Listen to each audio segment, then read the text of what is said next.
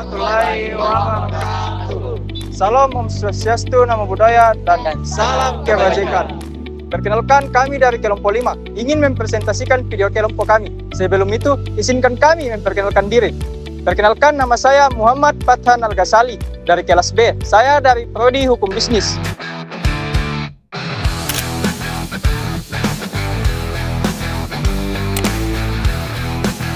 Perkenalkan, nama saya Muhammad Nurhalis dari kelas D.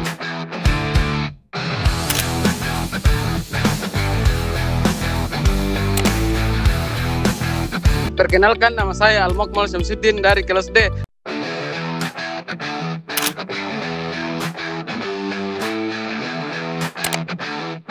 Perkenalkan, nama saya Andi Alfian Fajar Ramadan, kelas B dari Prodi Hukum Bisnis.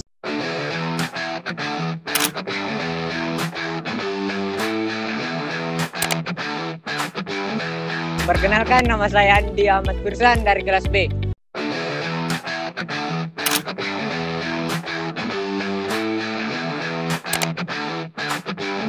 Perkenalkan, nama saya Muhammad Farel Adriansyah dari kelas B Prodi Hukum Bisnis.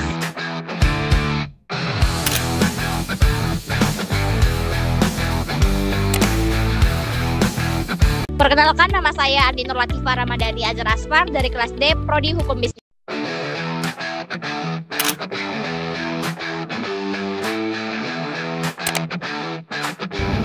Perkenalkan, nama saya Alia Ramadhani dari kelas B.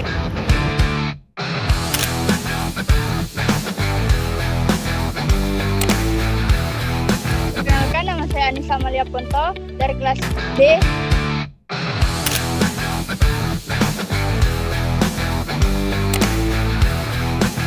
Perkenalkan, nama saya Hakina Sela Kwesneila dari kelas B, Prodi Hukum Bisnis.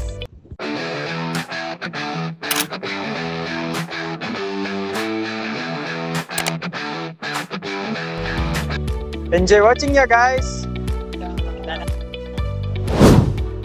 Apa sih yang dimaksud dengan radikalisme dan intoleransi? Radikalisme dan intoleransi adalah dua konsep yang saling berkaitan dan dapat merusak ketatanan sosial. Radikalisme merujuk pada paham atau gerakan yang menginginkan perubahan secara drastis, seringkali dengan kekerasan. Sedangkan intoleransi adalah ketidaksediaan untuk menerima perbedaan. Pembahasan keduanya penting untuk memahami akar masalah dan mencari solusi yang tepat.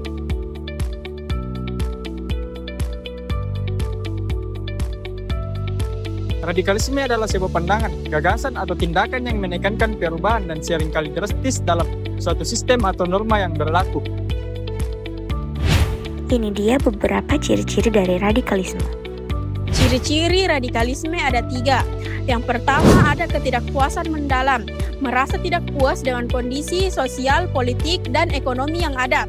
Yang kedua, ada keinginan perubahan yang cepat, menginginkan perubahan secara cepat dan mendasar, tidak sabar dengan proses yang bertahap. Yang ketiga, ada fanatisme, keyakinan yang kuat dan tidak fleksibel terhadap ideologi atau keyakinan tertentu. Ini dia beberapa contoh kasus radikalisme. Contoh kasus, yang pertama, aksi terorisme. Tindakan kekerasan yang dilakukan oleh sekelompok orang radikal untuk mencapai tujuan politik atau ideologis mereka. Kedua, gerakan separatis. Upaya untuk memisahkan diri dari suatu negara dan membentuk negara sendiri dengan cara-cara kekerasan. Gerakan revolusioner di berbagai negara, seperti revolusi Prancis atau revolusi Bolshevik di Rusia, yang bertujuan untuk mengubah pemerintahan secara radikal. Intoleransi adalah sikap enggan atau menolak untuk mengakui dan menghormati keyakinan, pandangan, atau praktiki yang berbeda dari diri sendiri. Apa sih ciri-ciri dari toleransi?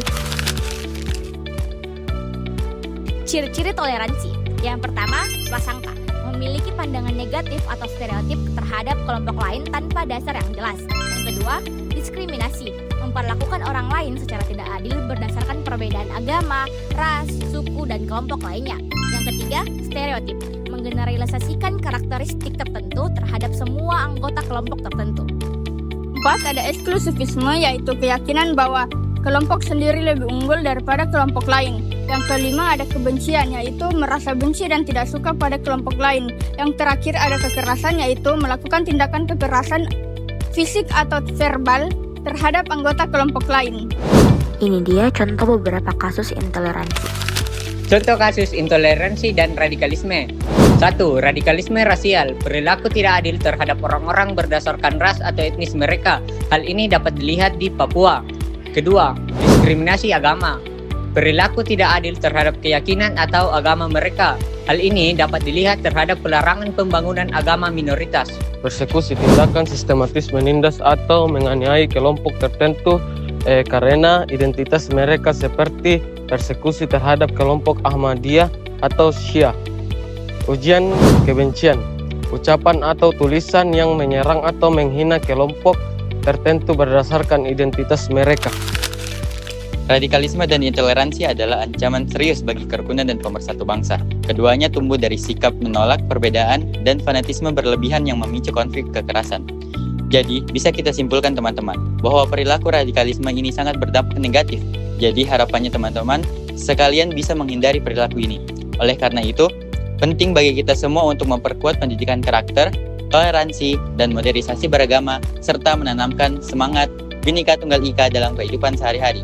Dengan begitu, Indonesia dapat tetap damai, bersatu, berdaulat di tengah keberagaman.